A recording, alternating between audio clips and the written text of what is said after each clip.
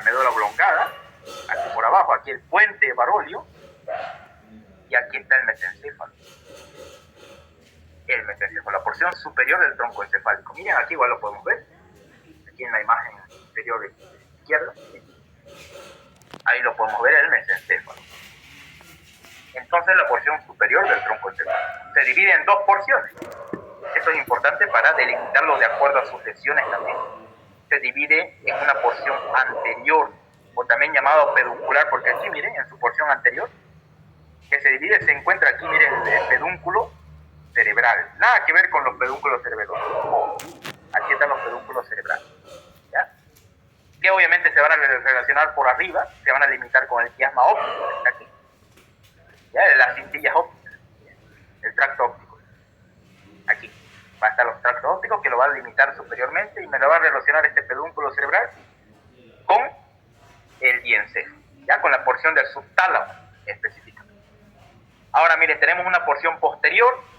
Miren, esta sería entonces la porción de los pedúnculos cerebral, y en este caso la porción posterior es de los folículos cuadrigeminales. ¿Ya? Entonces eso no olvidarse, se divide en dos, en una porción anterior o también llamado peduncular de los pedúnculos cerebrales, y una porción posterior que se llama cuadrigeminal, donde están los folículos cuadrigeminales propiamente. ¿Ya? Es porción posterior. Y obviamente ambos, en su interior hay un conducto que se llama el acueducto mesencefálico, es decir, muy importante porque ahí a ese nivel pueden haber tumores que pueden producirme una hidrocefalia de tipo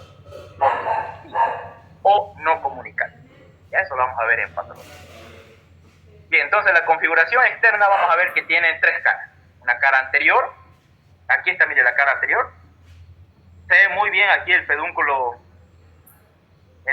cerebral.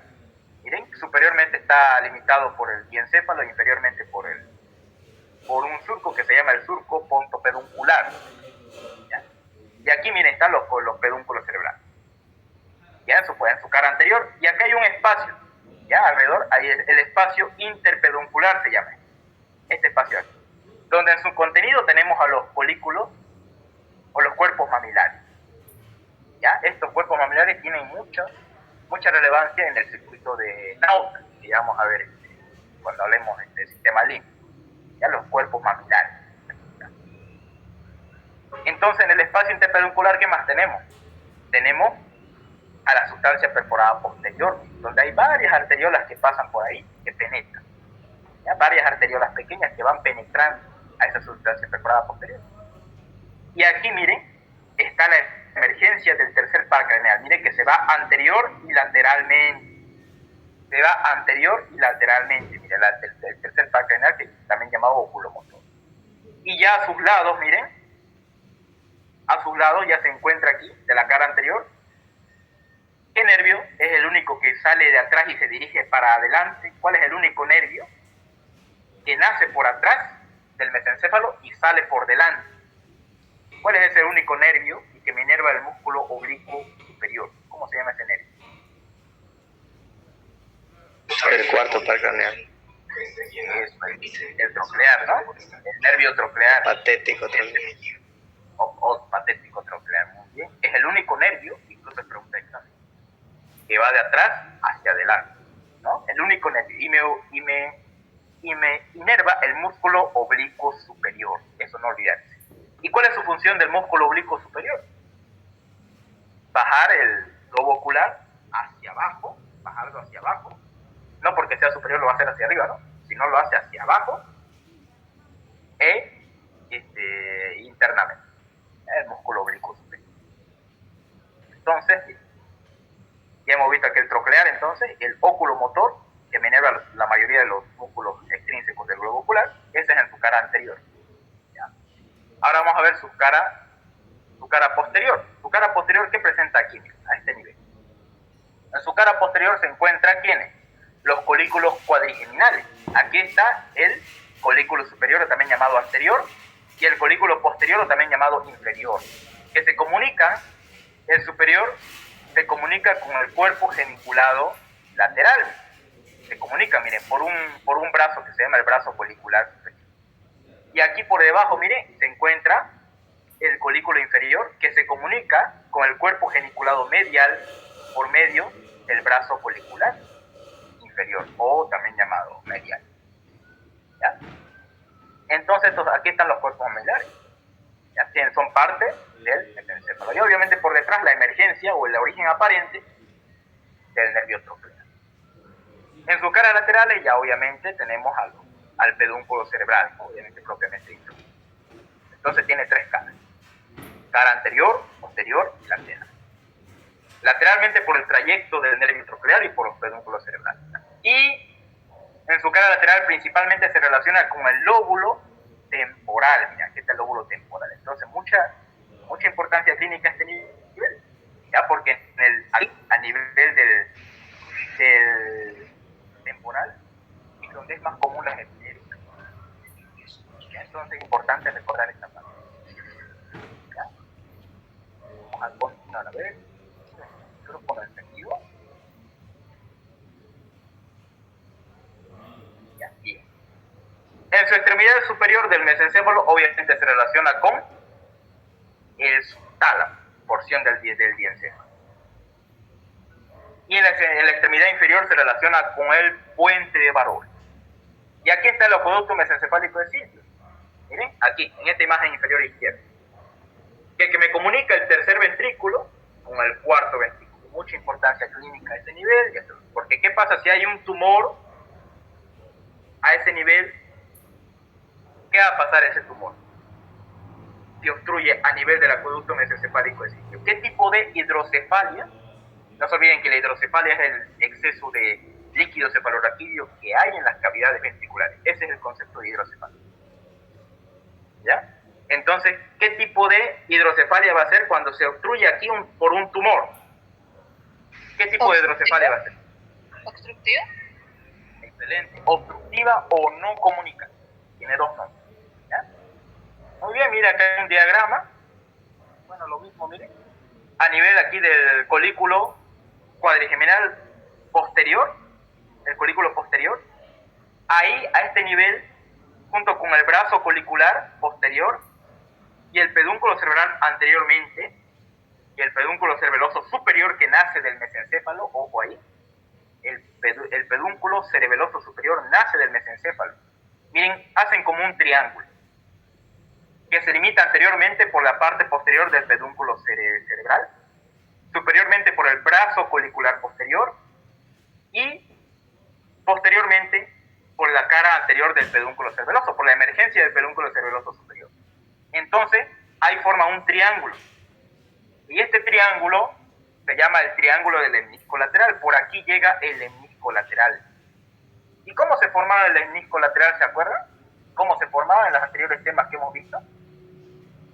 ¿Cómo se formaba el lemnisco lateral? Sabemos que ahí el medial también. ¿Cómo se forma el lateral? ¿Cómo se forma este lemnisco lateral?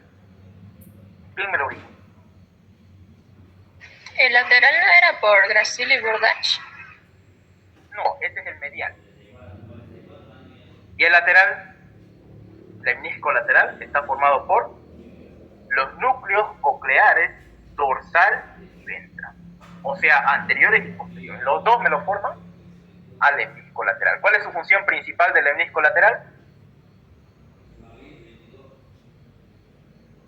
Estaba relacionado con la audición, ¿no? Con la audición, y por ende se va a relacionar con el lóbulo temporal del cerebro. Ya, anoten bien. Con el lóbulo temporal del cerebro. Entonces, mire, llega hasta aquí, hasta este triángulo. Hasta aquí nomás llega. Hasta el colículo, exactamente a nivel del colículo posterior, hasta ahí termina por el triángulo del lemnisco lateral. Ahí termina el lemnisco lateral. Y ya se va a unir a otras vías. Ya esto lo vamos a ver un poco más adelante. Entonces, a veces incluso entran los exámenes, obviamente entran este tipo de preguntas. ¿Dónde termina el lemnisco lateral? Aproximadamente a nivel del colículo posterior. ¿Ya? Y entonces, ¿cuál sería la función del colículo posterior? Reflejos auditivos, ¿ya? Sensoriales auditivos, principalmente. Y el colículo anterior, ahorita vamos a ver más adelante, sensaciones visuales, ¿ya? En resumen. Y aquí miren, En resumen, el mesencéfalo origina dos pares craneales, el óculo motor y el troclear. Sí. Miren, el troclear viene de atrás hacia adelante. Bien, y el oculomotor, miren cómo va, de atrás, cerca aquí del acueducto mesencefálico de Silvio, hacia adelante, atravesándome el núcleo rojo, que es motora extrapiramidal. Entonces, miren cómo va el oculomotor de atrás, miren, de aquí, de la parte de su origen real, hacia adelante, donde está su origen aparente en el espacio interpedúnculo, alrededor de la sustancia perforada posterior. Ahí, miren, emerge el tercer par craneal. ¿Ya? Muy importante. Configuración interna. ¿Ya? Vamos a hablar ahora de la configuración interna. Esto es complicadito, pero miren, se va. De la simple vista me llama la atención algo. Para estas, miren, antes de hablar de esto, hay que siempre irse a los cortes, a los inicios. Este corte que de este diagrama aquí, de este diagrama, este corte es a nivel de los colículos posteriores. ¿Y dónde terminaba el lemnisco lateral? ¿En qué parte de los colículos posteriores? ¿En los colículos posteriores o en los anteriores terminaba el lemnisco lateral? ¿Dónde termina?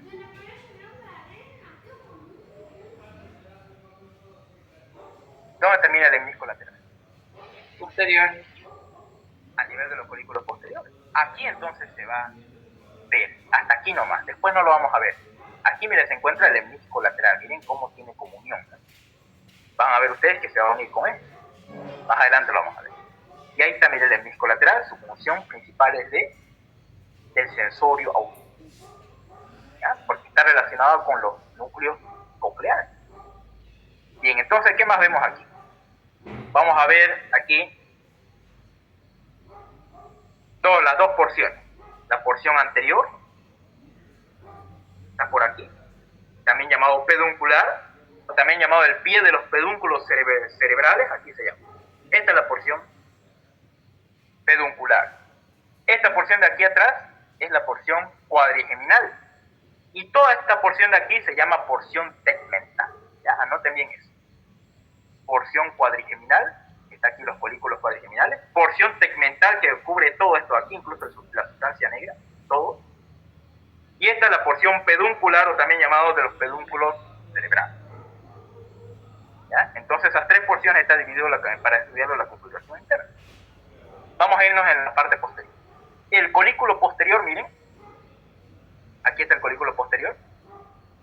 Da, miren, una rama, da, miren, un haz, que se llama el haz tectoespinal. Anoten bien eso, miren. Que se entrecruza al lado contralateral. ¿Ya? Se entrecruza al lado contralateral y se va a la médula espinal. Es descendente.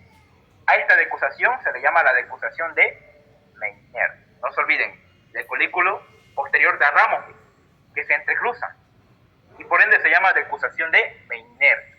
Entrecruzamiento de Meissner, de los aspectos espinales. ¿Y cuál es la función de este aspecto espinal? Motora extrapiramidal. ¿Ya? Su principal función es motora extrapiramidal. ¿Ya? Su principal, obviamente porque se relaciona con lo que es la audición, los colículos posteriores, y obviamente esta va a ser tanto motora extrapiramidal, ¿ya? O sea, va a ayudar también a los movimientos de acuerdo al sonido, de acuerdo a la audición. Ahora miren aquí, se encuentra el núcleo del cuarto par craneal. Miren cómo se entrecruza también. De un lado al otro, miren, se entrecruzan. Y este va a la derecha y este va a la izquierda. Ahí está, miren, la emergencia del cuarto par craneal. Aquí a este nivel, al nivel de los cortes de los folículos posteriores, miren cómo se entrecruza también. Y rodea la sustancia periacueductal. ¿Y qué había aquí en la sustancia periacueductal? Está el sistema de la analgesia. Ya no se olviden, la sustancia periacueductal se relaciona con la analgesia. O sea, mi cuerpo mismo, para que deje de sentir dolor, sustancias antiinflamatorias se encuentran aquí, en la sustancia periacueductal. ¿Ya? No se olviden entonces, el sistema de analgesia de mi cuerpo y antiinflamatoria se encuentra aquí, en la sustancia periacueductal. Y aquí, mira, encontramos el lemnisco lateral. Mira, aquí está el lemnisco lateral. Y aquí está el fascículo longitudinal medio. Van a ver ustedes que tiene mucha importancia en lo que es la convergencia a nivel de los globos oculares en el tercero y cuarto par. El fascículo longitudinal medial. De eso se encarga, ayudar la da una mirada fija a nivel del cuarto par craneal y del tercero que habitamos aquí. ¿Sí? ¿Qué vas a ver? Aquí se encuentra el entrecruzamiento de los pedúnculos cerebelosos superiores, obviamente se entrecruzan, y aquí está el hemisco medial, miren, sigue ascendiendo y va a llegar hasta la porción ventrovasal o ventral posterolateral del tálamo, así se llama su nombre completo. Bien. Ahora, esto es a nivel de los folículos posteriores. ¿Ya? Miren, ahí se encuentra bien la porción cuadrigeminal, donde están los folículos cuadrigeminales, el acueducto mesencefálico de Silvio, alrededor está la sustancia periacueductal. Miren, aquí se encuentra la porción tegmental, todo esto es porción tegmental, y la porción peduncular, miren, de los pedúnculos cerebrales. Aquí se encuentra el pie de los pedúnculos cerebrales, miren, el haz frontopontino, el geniculado, el córtico espinal y el occipitoparieto-pontino. Entonces, o el haz de Turk también le dicen. Todos estos vienen de la corteza cerebral y se van hacia el puente de Barol, exactamente a los núcleos pónticos. Ya hemos visto eso en la anterior clase.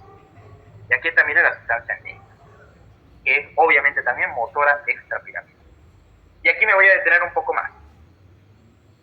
Este nivel es corte a nivel de los folículos anteriores. Miren, anoten bien eso. Corte a nivel de los folículos anteriores. ¿Qué función tenía los folículos anteriores? ¿Con qué se podían relacionar? ¿Con qué se podía relacionar el folículo anterior? ¿Qué función tenía, más o menos?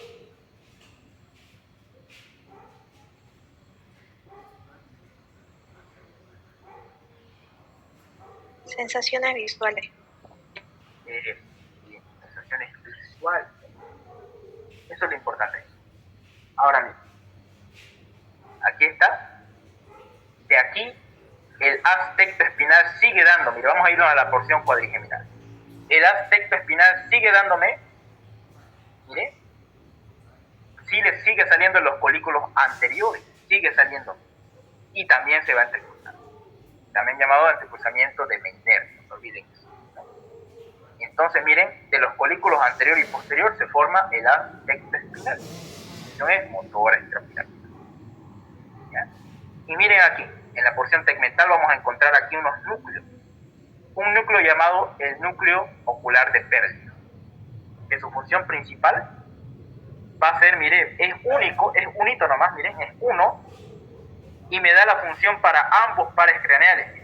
Para el tercer par craneal me lo da la función de la convergencia y acomodación de la visión. ¿Qué es convergencia? Que yo pueda ver un objeto, lo pueda ver de lejos y de cerca. Esa es la convergencia. ¿Ya? La convergencia visual, para que yo pueda ver un objeto de lejos y de cerca. Se acomode mi ojo para eso. No es así como las cámaras se acomodan, ¿no? Entonces, así, para eso me sirve el núcleo de pérdida, para la convergencia ocular, para ambos pares craneales, miren, para ambos le da. Para ambos, tanto el derecho como el izquierdo. Aquí, mire, arriba hay otro núcleo que se llama el núcleo de Edinger-Westphal. Es el único núcleo, también es impar y medio, que se encarga de darme fibras parasimpáticas para ambos pares craneales. Fibras parasimpáticas para ambos pares craneales. O sea, me produce, si es parasimpático, ¿qué me va a producir a nivel de los ojos? No. ¿Ya? No. Ya provoca cuál. Ahí, este núcleo de aquí, evaluamos cuando queremos dar el reflejo fotomotor. Este núcleo de aquí, estamos evaluando. El núcleo de Edinger-Westphal, que es parasimpático. ¿Ya? Entonces, aquí miren, tenemos el otro núcleo, que es el núcleo del tercer par. El núcleo propio motor del tercer par, mire, es motor puramente, y me inerva todos los músculos extrínsecos del globo ocular. El oblicuo inferior, recto medial, recto superior y recto inferior. Y el elevador del párpado superior. Esos 5 músculos me lo inerva el nervio oculomotor, no se olviden. ¿Ya? Ahí está, miren. Y es el único par craneal que atraviesa el núcleo rojo. Aquí está el núcleo rojo, me lo atraviesa. Y acá hay un entrecruzamiento del núcleo rojo. ¿Ya? Este se llama entrecruzamiento de Forel. Anoten bien eso, ¿ya? En el entrecruzamiento de Forel, ¿dónde encontramos? En el núcleo rojo.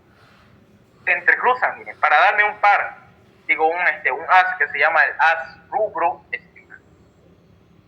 ¿Ya? El haz rubro espinal. Ese haz va descendiendo, también su función es motora extrapiramidal, que inerva mayormente la porción de los miembros superiores. Entonces, ¿qué pasa si hay un fallo a nivel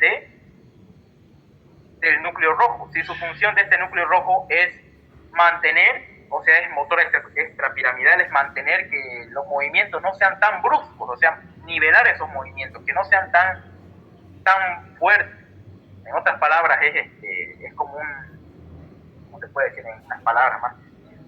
Es como si fuera un regulador. Regula los movimientos que no sean exagerados de la vía motora. Y los regula. Evita a que haya muchos movimientos, o sea, mucho movimiento, mucha cinesis. Ese movimiento, cinesis, en términos neurológicos. Entonces, esto permite que no haya muchos movimientos. El núcleo rojo, principalmente en los miembros superiores. ¿Qué pasa si se falla este núcleo rojo? Hay un fallo aquí por un infarto, comúnmente. Todo este sector de aquí lo va a dañar, incluido al núcleo rojo. ¿Qué es lo que va a pasar con mi paciente?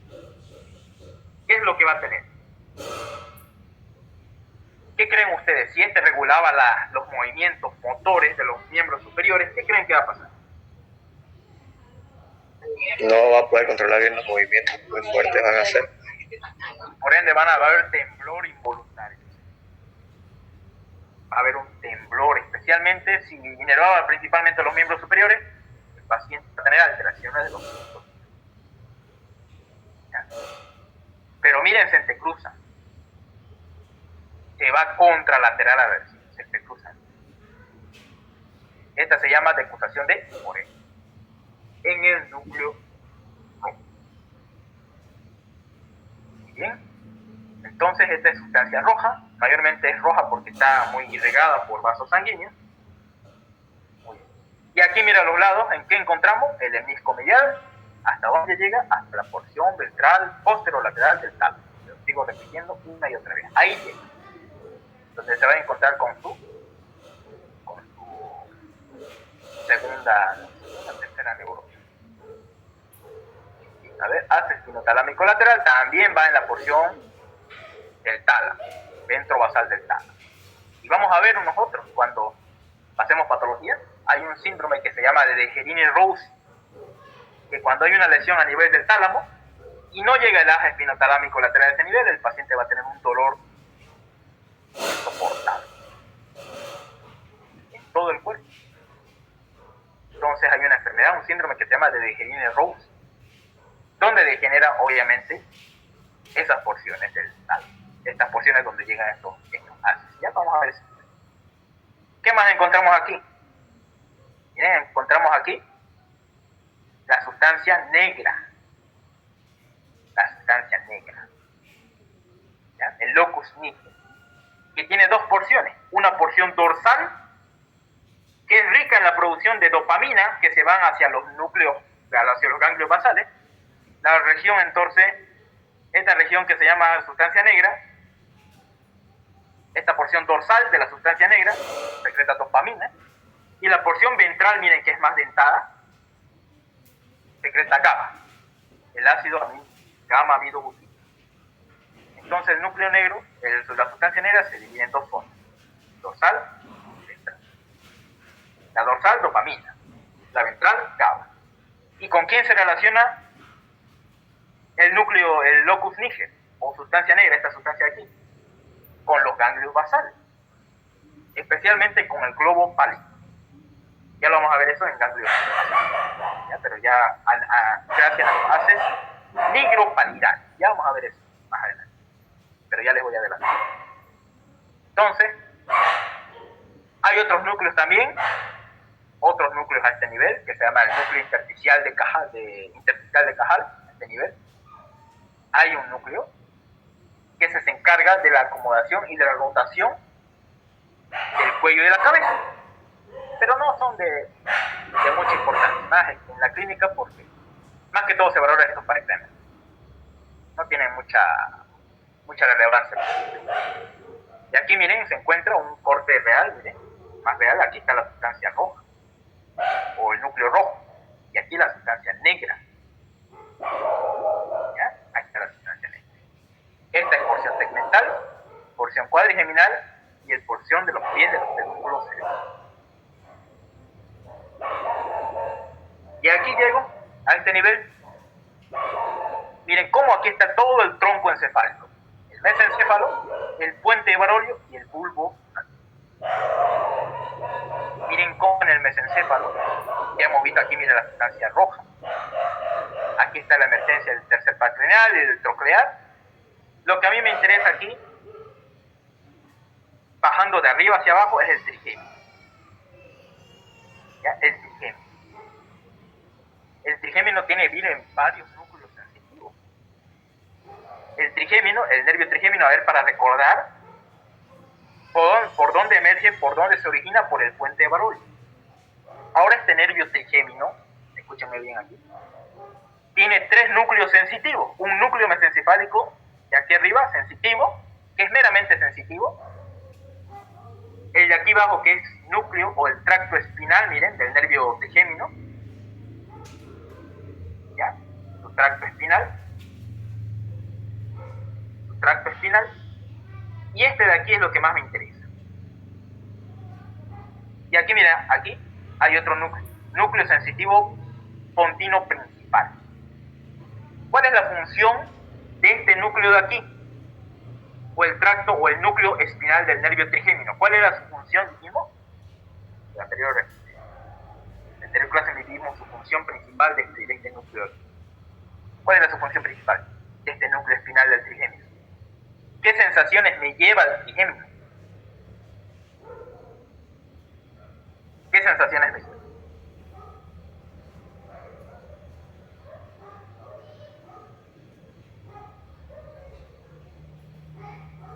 Y es en una sola palabrita. ¿Qué sensaciones me lleva el núcleo espinal del trigémino? Importante para que cuando veamos semiología neurológica. Sensaciones termoalgésicas. Y este de aquí, el núcleo sensitivo principal del trigémino, me lleva principalmente sensaciones táctiles y discriminativas. ¿Ya? Juntamente con esto. Entonces esa es su función principal del nervio trigémino. Llevarme las sensaciones de toda la cara. De toda la parte de la cara, del macizo facial, me lo lleva la sensibilidad táctil, discriminativa y termoalgésica. ¿Ya? Ese es el trigémino. Ahora yo les vuelvo a preguntar, y esto es importante. ¿Cuál es su función del núcleo espinal del trigémino? ¿Cuál es su función principal? ¿Qué me va a llevar al trigémino? ¿Qué información me va a llevar al trigémino? Sensaciones táctiles discriminativas. Excelente. Ah, no, termoalgesia. Perdón. Termoalgésica, bien, termoalgésica, bien. Ya me estaba chingando igual, confiando. Bueno, el núcleo sensitivo pontino, no se olviden, el principal, sensaciones táctiles. Y eso es lo que nosotros vamos a evaluar en la semiología. La sensación táctil de la cara y la sensación termoalgésica, para ver hacia dónde está la lesión. Si yo tengo un tumor a nivel de aquí, o una lesión a nivel de la médula oblongada, y mi paciente no tiene sensibilidad termoalgésica en la cara, pero sí tiene sensibilidad táctil, es decir, que la lesión está ahí. A nivel del bulbo o a nivel de la médula espinal en su primera porción C1 y C2. Dudas que tengan a este nivel para que nos pasemos a cerebelo. Dudas que tengan. ¿Preguntas? ¿O continuamos?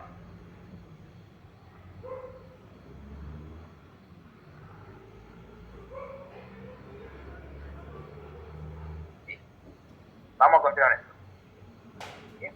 Vamos a continuar con cerebelo, el órgano de los 10 3. ¿Ya? El órgano de los 10 3. ¿Por qué? Porque con saber estos 10 conceptos, estas 10 triadas, en otras palabras, yo voy a reconocer y a identificar bien las funciones que tiene el cerebelo para mi cuerpo. Por ejemplo, tiene 3 caras. Una superior, una cara superior, una cara inferior tiene el cerebelo y una cara anterior.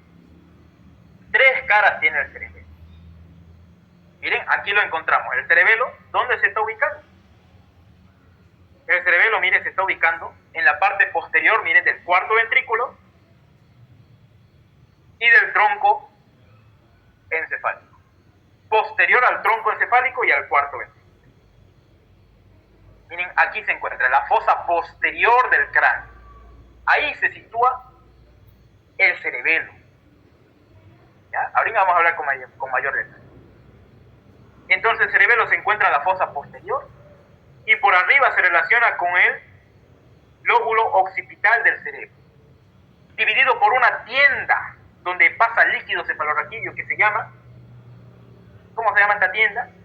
Tienda del cerebelo, que me separa el cerebelo, la porción superior del cerebelo, o la cara superior del cerebelo, con la parte inferior del lóbulo occipital. ¿Ya? Esa es su relación entonces. ¿Dónde está situado el cerebelo?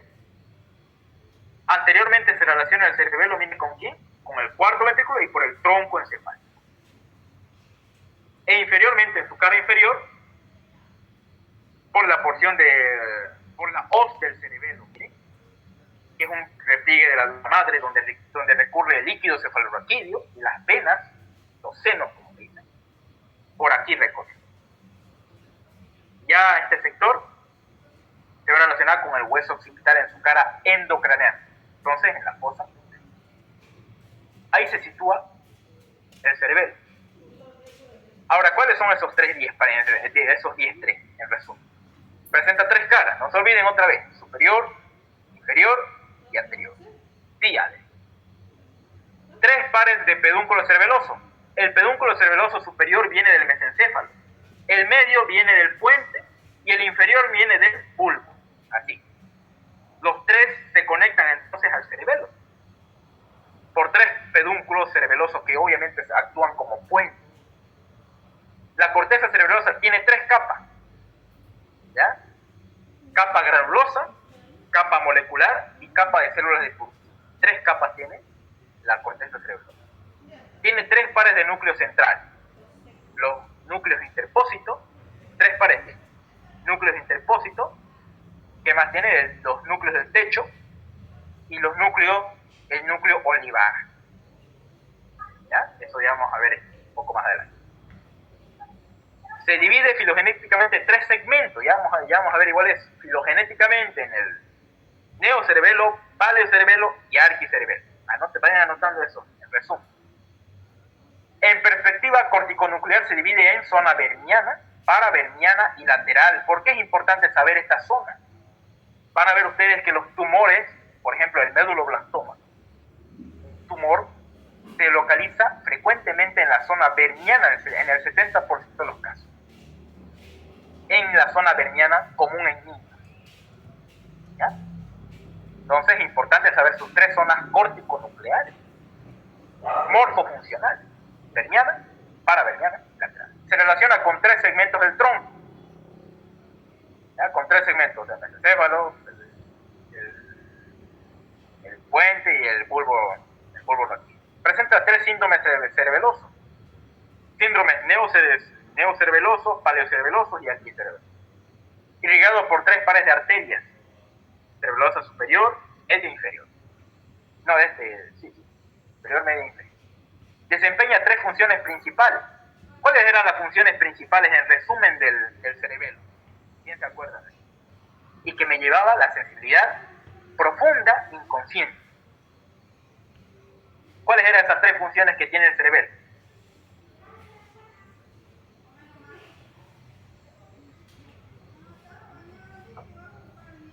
¿Cuáles son esas tres funciones principales del cerebelo? Que me llevaba a la sensibilidad profunda en conciencia. ¿Quién se acuerda? A ver, lo hemos hablado antes. ¿Quién se acuerda? Ya les doy una pista. Tono muscular. ¿Qué más era? Equilibrio. Equilibrio y Coordinación de movimiento. excelente, muy bien. Coordinación de los movimientos.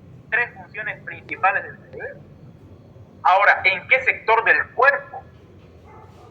De acuerdo a qué sector de la parte del cerebelo, qué sector está dañado, va a ser el síndrome cerebelo. ¿Ya? Entonces, ahorita vamos a ver eso. Vamos a ver entonces, miren, su configuración externa. Miren, aquí está el cerebelo. Estamos viendo su cara superior, miren, del cerebelo. Aquí está. La parte superior del vértice también. Aquí está el vértice. Su parte superior.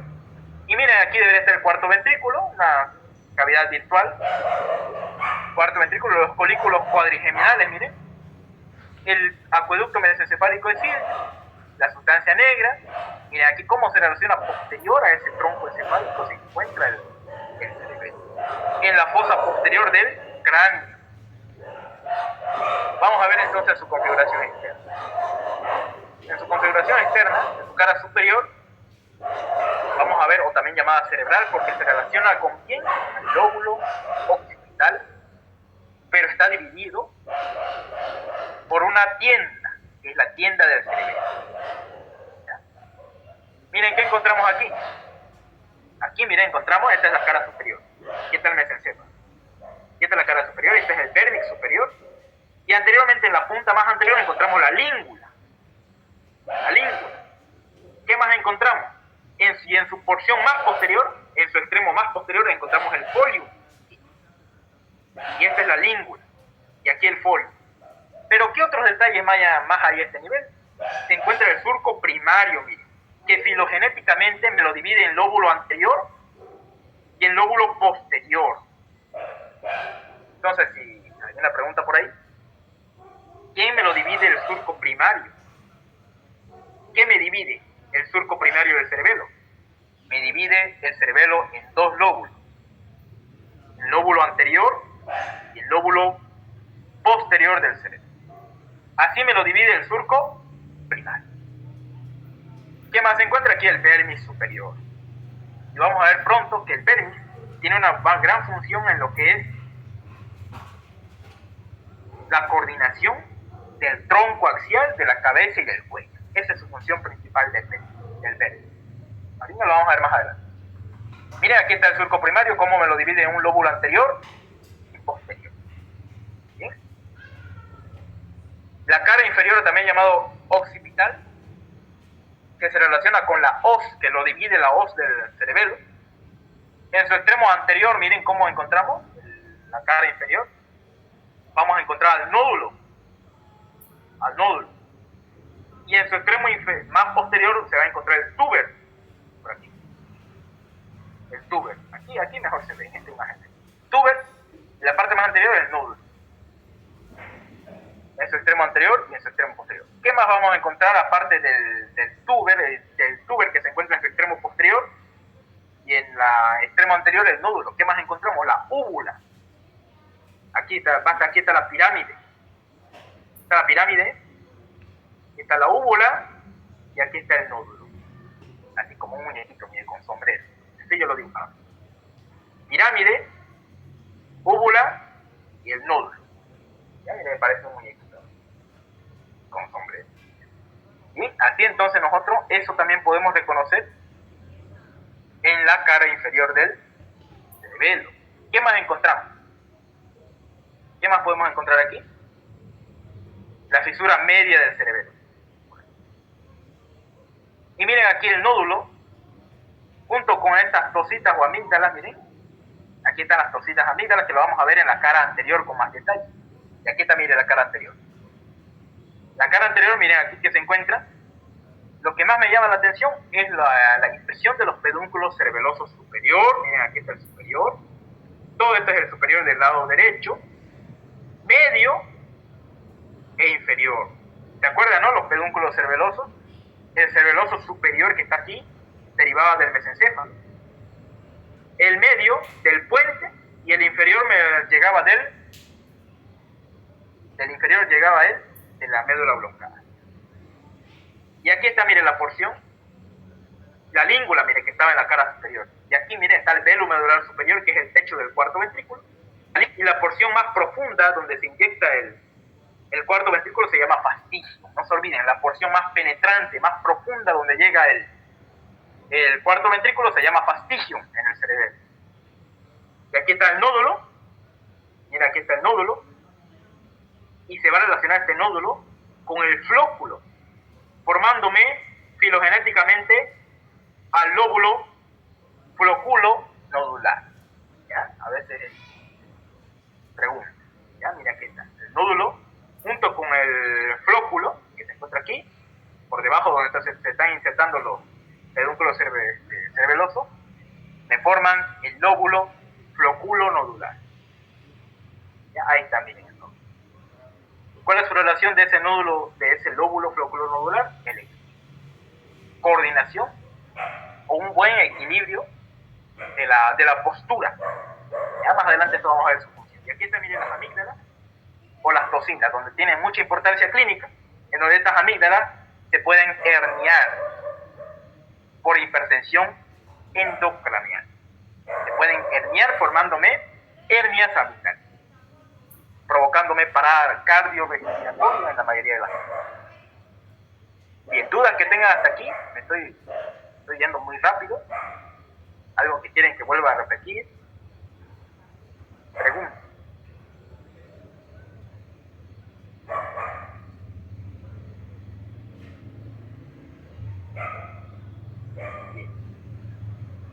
Entonces, ¿cuál era la función? ¿Cuál era el lóbulo o la función del lóbulo flóculo nodular? ¿Cuál era su función principal? ¿Cuál era? La función principal en mi cuerpo. ¿Cuál es su función principal del lóbulo flóculo? ¿De aquí? Flóculo nodular. ¿Cuál era la función? Mantener la postura y el equilibrio. Excelente. Mantener la postura y el equilibrio. ¿Y cuál es la porción del cerebelo que se puede herniar y producirme una compresión de la médula oblongada y afectarme en sus núcleos vegetativos, provocándome parada cardiorrespiratoria? ¿Cuál era esa porción del cerebelo que frecuentemente se herniaba por hipertensión endocranial? ¿Cuál era eso? Las tónsilas o la amígdala. Excelente, produciéndome hernias amigdales. ¿Perfecto? Vamos a continuar. Aquí entonces vamos a evaluar su función filogenética del cerebelo. Les dije que el surco primario que está aquí, ya hemos visto en su cara superior, me lo divide el cerebelo en un lóbulo anterior y en un lóbulo posterior. El lóbulo anterior se va a llamar paleocerebelo y el lóbulo posterior se va a llamar neocerebelo. ¿Ya? Entonces, miren, aquí, miren, por debajo del lóbulo anterior y el posterior se va a encontrar el lóbulo flóculo nodular. Bien, y ahorita vamos a ver cuál es la función de cada una de estas. El lóbulo anterior, van a ver ustedes que se va a relacionar con el núcleo globoso y emboliforme. Hay unos núcleos que se encuentran aquí dentro del cerebelo, de sustancia gris, son llenos de sustancia gris, esos núcleos. Y este lóbulo anterior se va a relacionar con ellos. Entonces, ¿cuál sería su función principal del lóbulo anterior? Lo importante es controlar los movimientos, la coordinación, la marcha de los miembros, de las extremidades. ¿Ya? Principalmente de las extremidades. Anoten bien. Principalmente de las extremidades. Ahora, si me controla el equilibrio y la coordinación de los movimientos de las extremidades, si hay una lesión aquí, frecuentemente por infartos a nivel de las arterias cerebelosas superiores, ¿qué puede pasar? ¿Qué va a tener mi paciente? Y también hay lesiones que me dañan esta parte cuando hay lesiones a nivel de la médula espinal, por ejemplo. A nivel de los haces espinocerebelosos, que van de la médula espinal hasta el lóbulo anterior del cerebelo. Entonces, si hay lesiones ahí, en su recorrido, ¿qué va a tener mi paciente? Va a tener ataxia. ¿Qué es ataxia? ¿Quién me puede decir qué es el concepto de ataxia?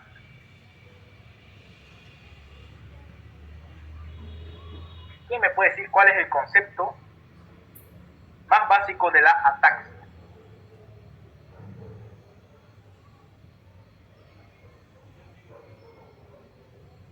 ¿Qué es ataxia? Descoordinación. Excelente, deterioro o una alteración de la coordinación o el equilibrio, ¿ya? Eso es lo importante, de todo mi cuerpo.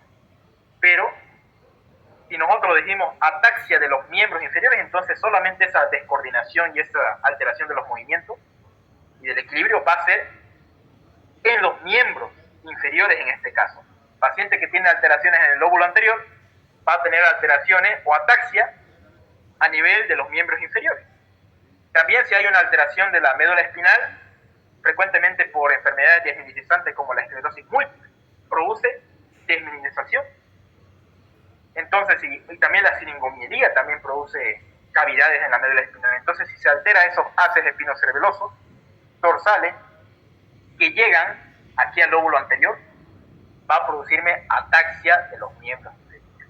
Entonces, el lóbulo anterior principalmente me coordina o me produce la coordinación de los movimientos de los miembros, tanto superiores como inferiores, pero principalmente de los inferiores, produciéndome una marcha en semiología que lo conocemos como marcha de Eddy. Ya no se olviden, afectación de 3 causas.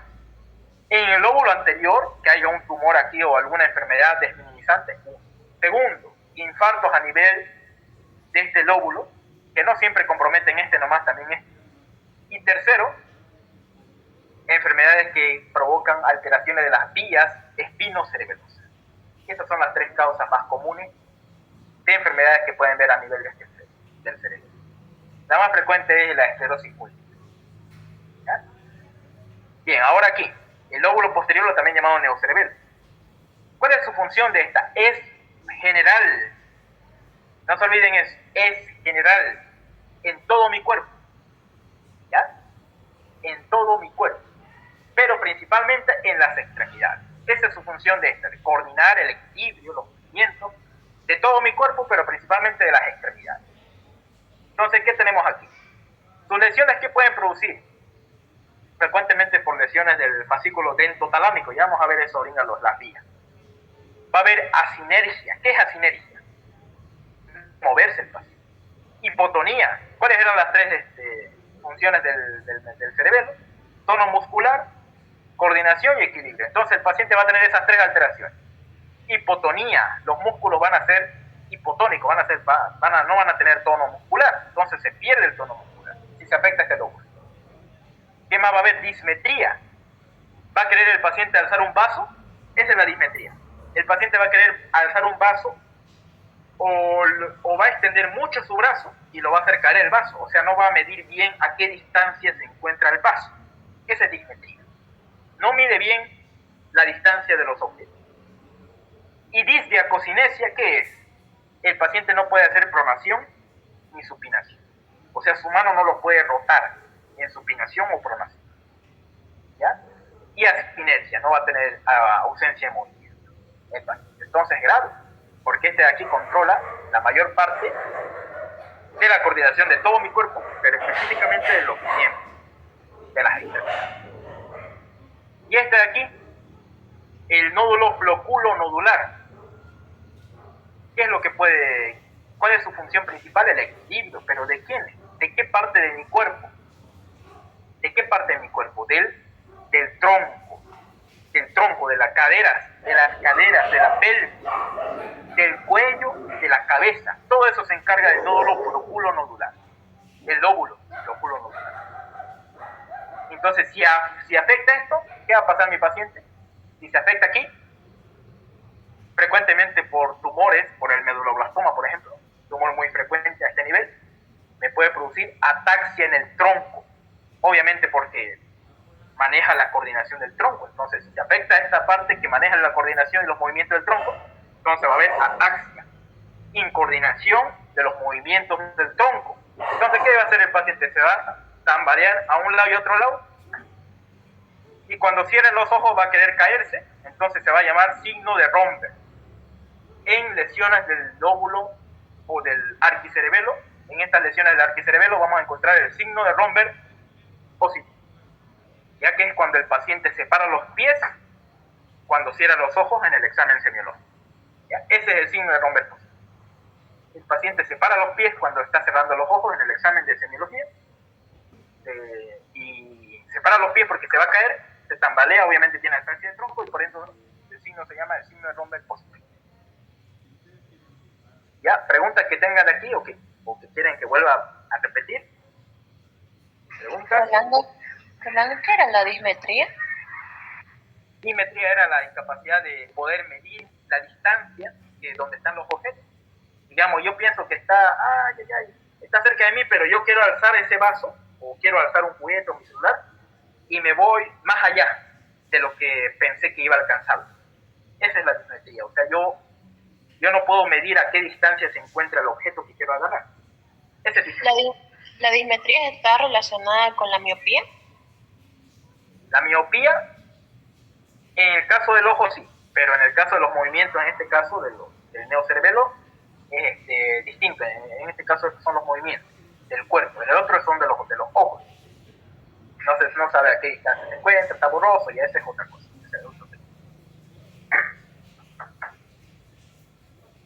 ¿Cuál es la diferencia pues de los ojos y de eso? O sea, no entiendo. El ojo que no puede ver, o sea, no puede ver de lejos. Ya, en el caso de la dismetría en los miembros, es que ellos no pueden alcanzar, o sea, lo ven al objeto, lo ven, en la dismetría aquí del cerebelo lo ven, pero no lo pueden agarrar, ¿ya? Porque les cuesta medir a qué distancia se encuentra el objeto. ¿Me entiendes? Sin embargo, la miopía no lo puede ver. Eso es algo que creo que me pasa a mí, porque, por ejemplo, hay ciertos objetos que yo quiero agarrar y es como que los veo muy cerca o muy lejos y no alcanzo a alcanzar. Esta es la miopía a nivel del ojo, en este caso la dismetría a nivel del cuerpo, cuando tenés alteraciones del cerebro. Cuando tenés esas alteraciones, vos lo ves, clarito lo ves, pero lo querés agarrar. O sea, con los miembros superiores, ¿no? Sí, mayormente con los miembros superiores, porque este de aquí, el lóbulo posterior, me da la coordinación de esos movimientos para que vos puedas agarrar de los miembros principalmente. ¿Ya? Esa es su función principal, de los miembros distales, o sea, de las manos, de los pies. Ya en lo que es la miopía, ya vos lo podés ver, o lo ves un poco medio borroso a lo lejos, lo querés agarrar y como que no tiene nada que ver en tu movimiento, digamos, de tus brazos. Pero sí, digamos, en el ojo es porque tenés una alteración en la visión.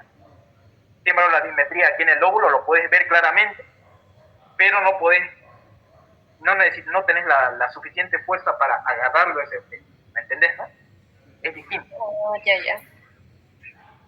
Y la disdiacocinesia, el paciente no puede rotar su brazo. No puede rotar su brazo a que sea supinación o pronación. Esa es la diferencia. División morfofuncional del cerebelo. Se divide en 3 zonas. ¿Sí? Disculpa, el floconodular, ¿dónde más que todo actúa? Es que dijiste tórax, cadera, ¿qué más? En el tórax, o sea, el tronco, la columna lumbar, la pelvis, el cuello y la cabeza. Todo el tronco. Menos a los miembros superiores e inferiores, menos a la extremidad. Solamente el tronco. Y por ende, si se afecta, hay ataxia del tronco. Signo de Romberg positivo. Ya, gracias. Dale. Ahora, la división morfofuncional del cerebelo se divide en 3 zonas. Zona vermiana, zona intermedia y zona lateral. Miren, aquí está la zona vermiana, ¿se acuerdan, no? El vermis que hemos visto en la parte media. La zona vermiana, miren, que está aquí. Miren, este es un homúnculo. En esta foto se encuentra aquí un homúnculo. Aquí se ve la cabeza, ¿no? La cabeza, las extremidades, miren, el brazo izquierdo, los brazos aquí se encuentran, y los pies. y aquí la colita. Entonces este es un homúnculo del cerebelo, en la división morfofuncional. Es interesante esto porque nos da toda la función que tiene el cerebelo, o sea, nos da la topografía de acuerdo a qué nivel está. Por ejemplo, mira, aquí está el vermis, y aquí se encuentra el tronco de este homúnculo. Mire su tronco, su cadera, su cuello y su cabeza, por su parte de su cabeza.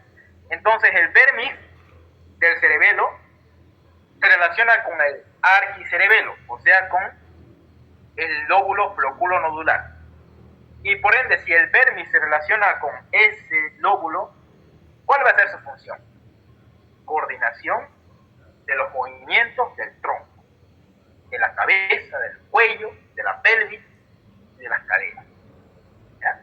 Todo eso me lo va a controlar él. Ahora, vamos a encontrar, esta es la zona vermiana, entonces. Toda esta zona es la zona vermiana. Vamos a ver su zona intermedia o también llamada paravermiana. Miren ahí que se encuentra aquí. ¿Qué encuentran en esta zona paravermiana? ¿Qué es lo que encuentran aquí? Aquí, ¿qué estoy dibujando? ¿Qué estoy señalando aquí? Las extremidades de los músculos, ¿no? Sus extremidades, sus pies, sus brazos, mayormente en su porción proximal, porque este es distal. Entonces su porción proximal de los brazos y de los pies y de las piernas, de los miembros inferiores, las porciones proximales van a estar controladas por la zona intermedia o también llamada zona paravermiana. Entonces, ¿con qué lóbulo se relaciona esta zona paravermiana? A ver, ¿con qué lóbulo? Con el lóbulo anterior, o sea, con el paleocerebelo. ¿Ya? Porque me ayuda a coordinar los movimientos de los miembros. Pero principalmente de quiénes, aquí está con mayor tamaño, de los miembros, aquí están los miembros inferiores. Está la mayor parte, hasta casi sus dedos están aquí. Entonces, de los miembros inferiores. Y aquí parte de los miembros superiores.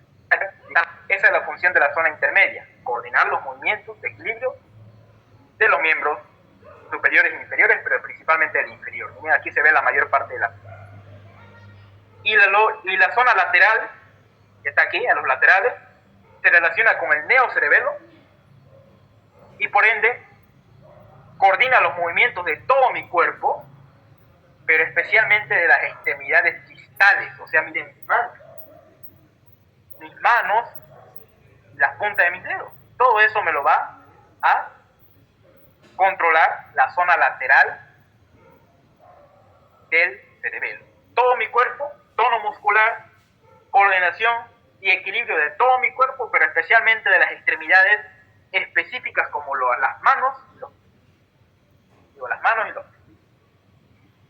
¿Se entendió o no se entendió? O lo vuelvo a repetir.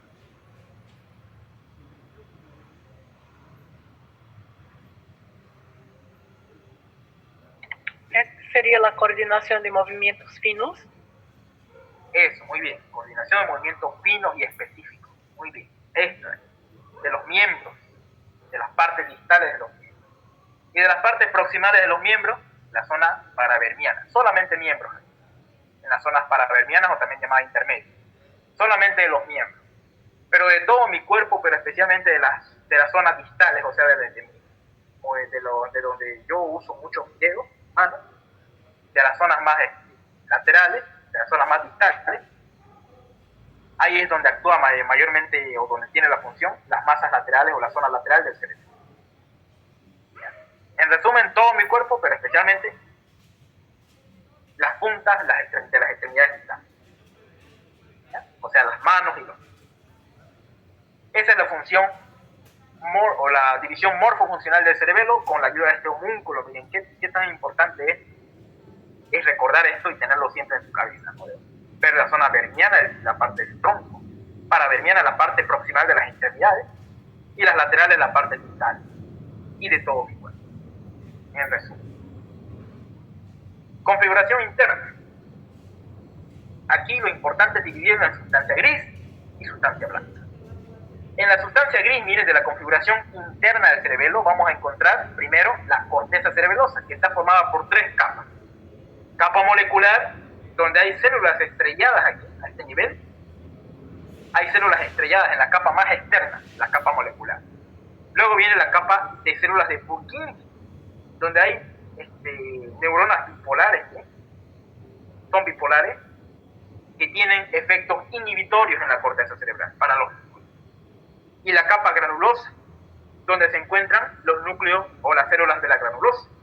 Ahí están, las células de la granulosa. Entonces son 3 capas que tiene el cerebelo. Y esas 3 capas se relacionan con los núcleos de la sustancia gris. O sea, ¿cuáles son los núcleos? Aquí nos vamos a ir a esta imagen de aquí, superior derecha. A los núcleos del techo. Miren, tiene una forma cuadrilátera. Núcleo globoso, como un globo, miren, y emboliforme, como si fuera una coma. A estos 2 núcleos se les llaman núcleos interpósitos. ¿Ya? Anoten bien eso. Núcleos del techo aquí, que se relacionan con el equilibrio del tronco principalmente, o sea, con el arquicerebelo se relacionan los núcleos del techo. Y los núcleos globoso y emboliforme, también llamados núcleos interpósitos, se relacionan con el lóbulo anterior, o también llamado paleocerebelo, ¿ya? Y su función es de controlar las extremidades. No se olviden, las extremidades proximales. Solamente extremidades. Y aquí, miren, está el núcleo dentado, también llamado olivar, núcleo olivar, o también llamado dentado. Este núcleo se relaciona con el neocerebelo para controlar la sensibilidad profunda e inconsciente de todo mi cuerpo, pero especialmente de las extremidades distales, ¿ya? Y así son estos 3 núcleos que se relacionan con distintas partes o distintos lóbulos del cerebro. Ahí están los núcleos. Y la sustancia blanca me los rodea a cada uno de estas sustancias gris que se encuentran. Ahí, mire, toda esta parte es sustancia blanca que me los rodea a la sustancia gris que se encuentra aquí por dentro, ¿no? Estos núcleos. Y aquí, miren, se ve mejor. Aquí está el vermis. Aquí se encuentra el núcleo del techo, pequeño. Núcleo dentado, es el más grande de todos. Y aquí no se observa bien el núcleo globoso y emboliforme. ¿Dudas que tengan de aquí? ¿Preguntas?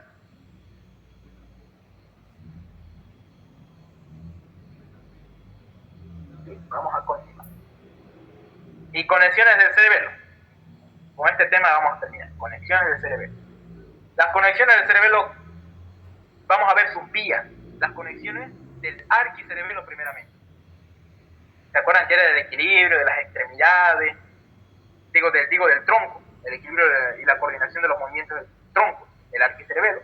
Vamos a ver sus fibras aferentes, que son fibras que llegan al arquicerebelo, y fibras eferentes que salen del arquicerebelo.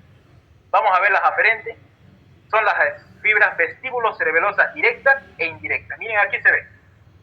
Aquí. En el oído interno vamos a tener al vestíbulo, ¿ya? Va a dar vías. Este vestíbulo va a dar vías. Va a dar 2. Miren, a nivel, aquí está el ganglio vestibular, de aquí me lo va a dar fibras vestibulares directas. Miren que van a ir directamente al arquicerebelo y se van a comunicar con el núcleo del techo, o fastigial. Y del techo, miren, va a haber otras fibras que se llaman fastigio vulvar directo, que se van a ir a nivel del ala blanca externa, aquí donde están los núcleos vestibulares.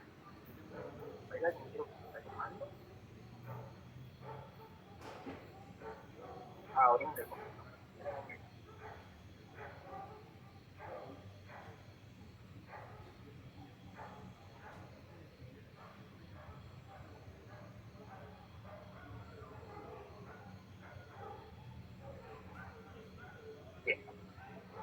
Entonces, así es la vía. Fibras vestíbulo-cerebelosas que van del vestíbulo hasta el arquicerebelo. Hay directas que van directamente al arquicerebelo y hay indirectas que van, miren, del vestíbulo van indirectamente, pasan primeramente por los núcleos, por estos núcleos de aquí, que se encuentran en la ala blanca externa del cuarto ventrículo, en el piso del cuarto ventrículo, y pasan, miren, recién al lóbulo floculonodular. De ahí se van, de aquí del arquicerebelo, van hacia el núcleo del techo. Y del núcleo del techo se van por el pedúnculo cerebeloso superior al lado contralateral hacia los núcleos vestibulares del ala blanca externa. Y así es su recorrido. De ahí, miren, del lado contralateral descienden como fibras vestíbulo-espinales. Entonces su función es motora, extrapiramidal, pero para coordinar los movimientos, miren, van a llegar, miren cómo están definiendo las fibras vestíbulo-espinales, van a ir aquí al músculo y van a coordinar esos movimientos para que haya un equilibrio entre cada grupo muscular. Miren, así es la vía de compleja de las conexiones del arquicerebelo, tanto las vías aferentes, o sea, que llegan al lóbulo, y eferentes en color azul, que van a llegar al músculo, al lado contralateral, o al lado contralateral. Y su significación funcional es sincronización correcta de los impulsos del equilibrio, principalmente del tronco. El paliocerebelo, mire, es distinto. Se relaciona con vías aferentes y eferentes también, pero en este caso con el haz espinocerebeloso dorsal directo y cruzado. ¿Se acuerdan, no? Que hemos visto en médula espinal. Miren cómo van estos haz. Van aquí del órgano tendinoso de Golgi en el tendón muscular y de los usos musculares. Miren, van todo lo que hay, la capacidad de extensión que tiene el músculo, se entrecruzan al otro lado, miren, se entrecruzan y ascienden esos espinocerebelosos. Ventral cruzado y dorsal directo. El dorsal directo, mire, va directamente por el pedúnculo cerebeloso inferior y el cruzado va por el pedúnculo cerebeloso superior. ¿Ya? O sea, son dos. El cerebeloso directo y el cruzado. El directo va por el pedúnculo cerebeloso inferior y el cruzado por el superior. Llegan aquí, a nivel, miren, están llegando, estas fibras, miren, están llegando aquí a nivel de la corteza del lóbulo anterior o paliocerebelo y ascienden con otras fibras hacia los núcleos globoso y emboliforme. Y del núcleo globoso y emboliforme dan fibras eferentes que se llaman interpósito, ¿ya? Fibras interpósito rúbrica y fibra interpósito talámica. Unas van al núcleo rojo para formarme la decusación de por él y otras van al tálamo. Otros van directamente al tálamo. Entonces así es la vía de conducción aquí de las conexiones del paliocerebelo. ¿Cuál es su función? Es de la postura de la descarga gamma. ¿Y cuál era esa tono muscular con la postura de la descarga gamma? Es inhibitoria, ¿ya? Para coordinar bien esos movimientos tiene que haber un equilibrio entre la descarga alfa y la descarga.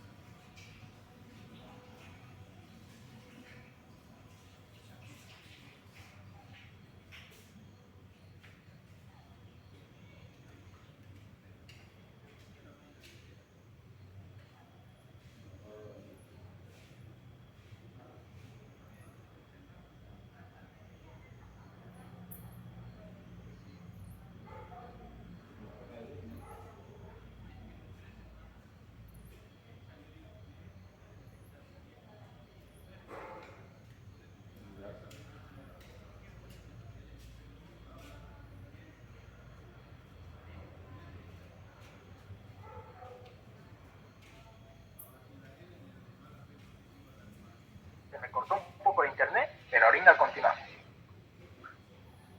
¿Me confirma si se ve la pantalla?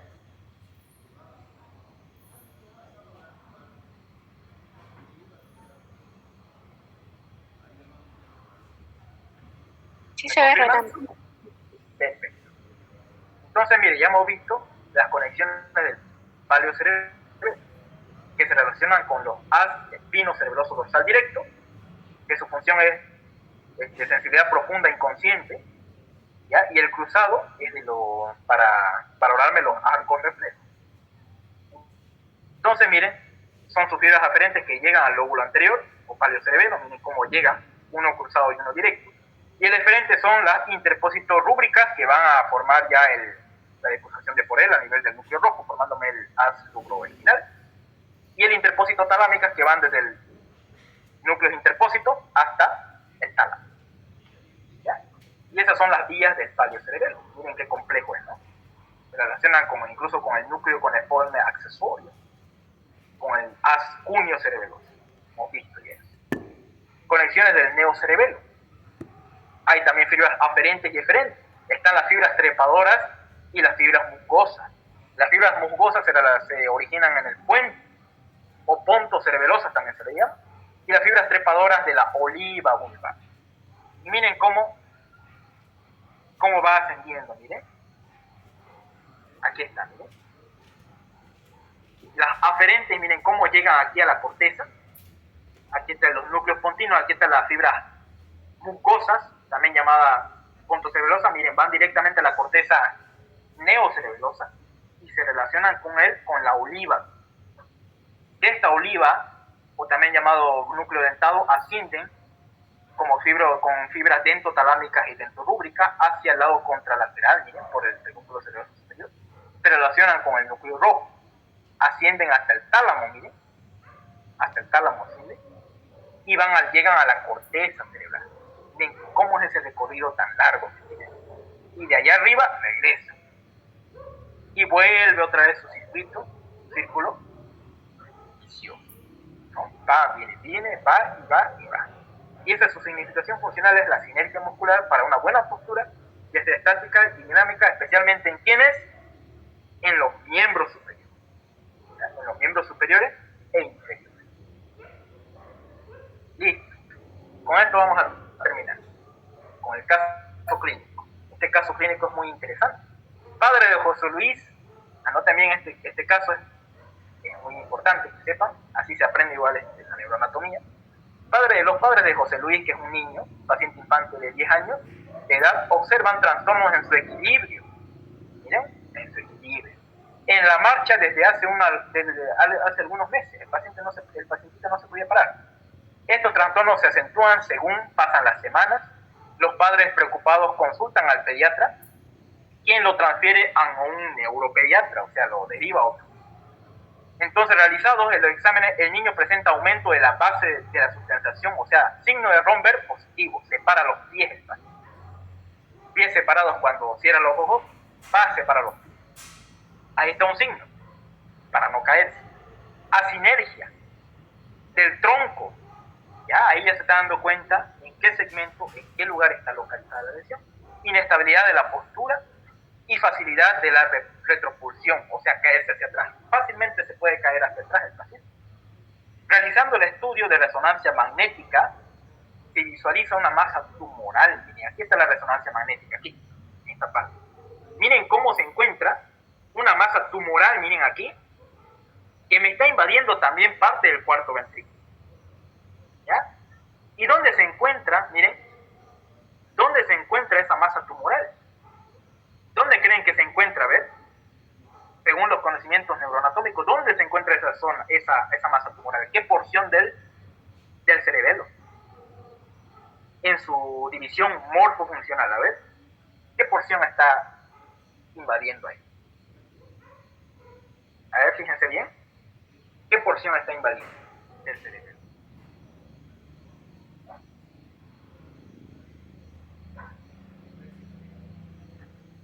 Si dice asinergia del tronco, inestabilidad de la postura,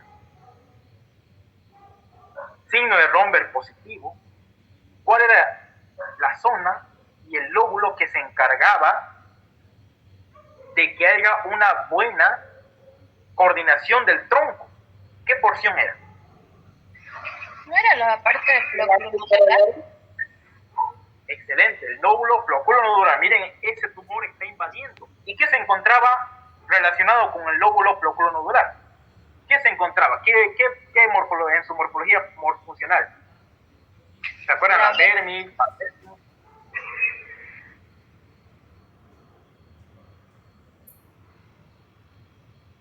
¿cuál era? Era la dermis. Muy bien. La dermis se relaciona con el arquis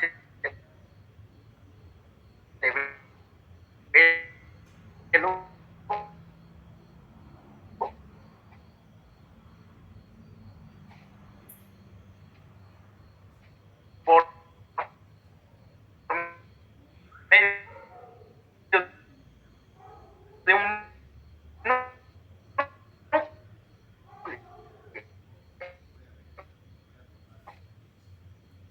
¿por qué no se conecta el arquicerebelo con el dermis? ¿Con qué núcleo? Rolando se cortó. ¿Qué núcleos grises del cerebro? Rolando, ¿puedes repetir? Teníamos núcleos de globosa emboliforme, del techo y dentado. ¿Cuál de esos tres se relacionaba con la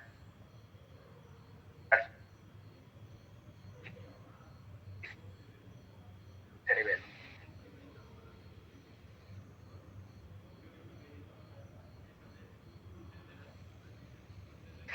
Está entrecortado tu audio.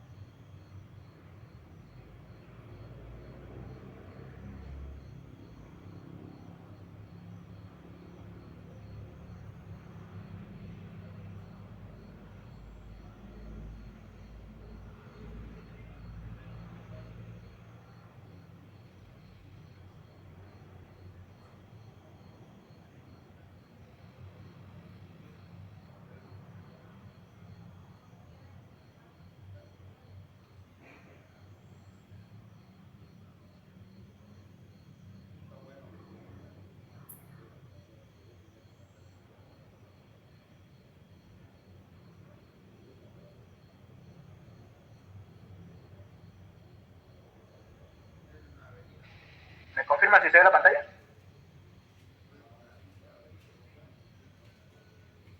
Sí. Entonces, ¿qué les estaba diciendo aquí? La zona tumoral se encuentra en la zona dermiana, el tumor. ¿Y cuál es su complicación si ese tumor se sigue extendiendo hasta el cuarto ventrículo? ¿Cuál es su complicación? ¿Podría obstruir el flujo del líquido cefalorraquídeo? Excelente. ¿Y qué me puede producir eso? Aquí lo vemos en las tomografías, digo, en las resonancias magnéticas. Tomografía. Le hicieron una resonancia magnética, pues, y un corte frontal y un corte transversal. ¿Qué observan aquí?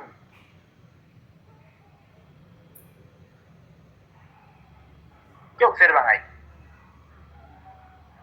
Unos ojazos grandangos. ¿Qué observan? Se obstruyó el líquido cefalorraquídeo del cuarto ventrículo como complicación. ¿Qué van a observar ustedes en la resonancia magnética? Sería como líquido atrapado, ¿no? Una zona hipertensa. Bien, en las astas laterales, miren, de los ventrículos laterales, hay, miren, exceso, están dilatadas. Hay líquido cefalorraquídeo en exceso. ¿Por qué? Porque el méduloblastoma, que aquí es el tumor que se diagnosticó, es más común que se origine en la zona dermiana del cerebelo en los niños. Por eso quiere decir méduloblastoma. Cuando ustedes escuchen blastoma, es de origen embrionario, comúnmente en niños. Ahora ese meduloblastoma le produjo ataxia de tronco a mi paciente. Y se complicó, mire, si seguía creciendo, se complicaba a una hidrocefalia de tipo obstructiva o no comunicante. Y aquí, ¿qué observamos en la resonancia magnética? Este corte transversal. Vemos cómo los ventrículos laterales están dilatados, miren, están oscuros. Se le dice a esta zona oscura, se le dice hipointenso. Y acá hay unas zonas hiperintensas, miren, color blanquecina, no sé si la ven. ¿La ven? ¿Esta zona blanquecina? Miren. Sí. Muy bien, y aquí, mire, está, no se confunda con que este es el septum pellucid. ¿Ya? Aquí, mire, se encuentra como una sustancia blanca alrededor de la hidrocefalia, y eso se llama migración transependimaria. Es un signo que podemos encontrar tanto en la tomografía como en la resonancia, podemos encontrar este signo, y nos dice que el paciente tiene una hidrocefalia, acumulación o exceso de líquido cefalorraquídeo. También se llama edema transependimario. ¿Ya? Y así se diagnostica la hidrocefalia. Pero cuando es atrofia cerebral, no se ve esta migración transependimaria, y esa es la diferencia principal en pacientes que tienen Alzheimer.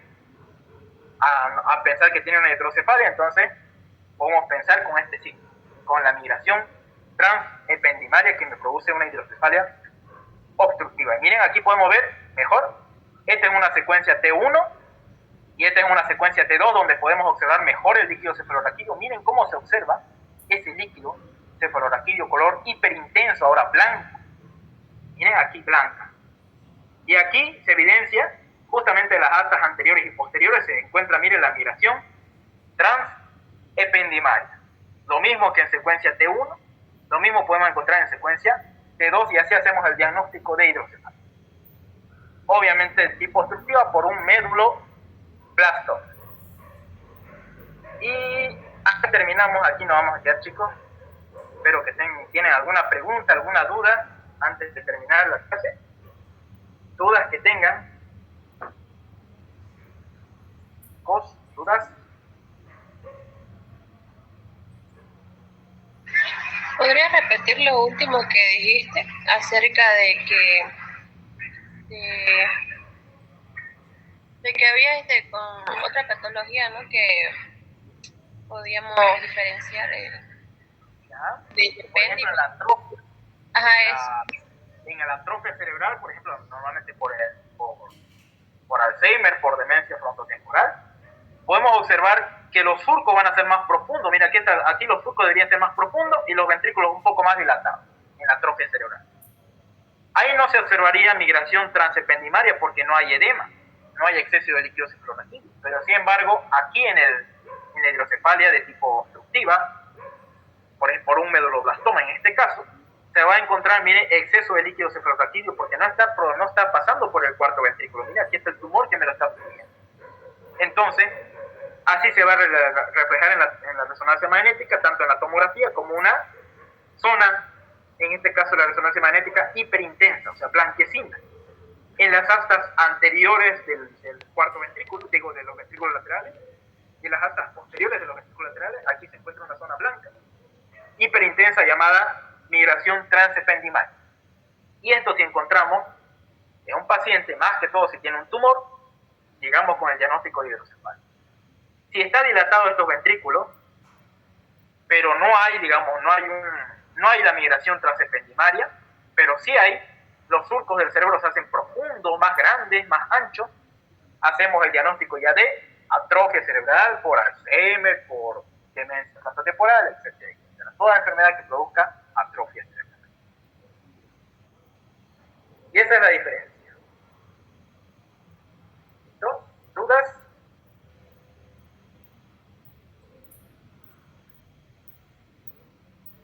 Muy bien. ¿Se entendió el caso, no? Caso muy interesante, caso real, por si acaso, muy interesante de un medulloblastoma en los niños, y que se localiza frecuentemente ¿en dónde? ¿En qué porción del cerebelo? En su morfología morfofuncional, en su división morfofuncional. ¿En qué parte se localizaba el tumor? ¿En la vermis? En el vermis cerebeloso en el 70% de los casos. ¿Bien? Y ahí terminamos. Espero que les haya gustado, chicos. Ustedes saben que siempre es bueno correlacionar la clínica con la neuroanatomía, es lo mejor, así se puede uno estudiar mejor lo que es la neuroanatomía, ¿no? Su función y su vida. Bueno, chicos, nos vemos el próximo sábado con tema de patología del sistema nervioso. Yo sé que no terminamos neuro, pero la próxima semana vamos a terminar y vamos a continuar con el tema de patología del sistema nervioso. Ya las principales.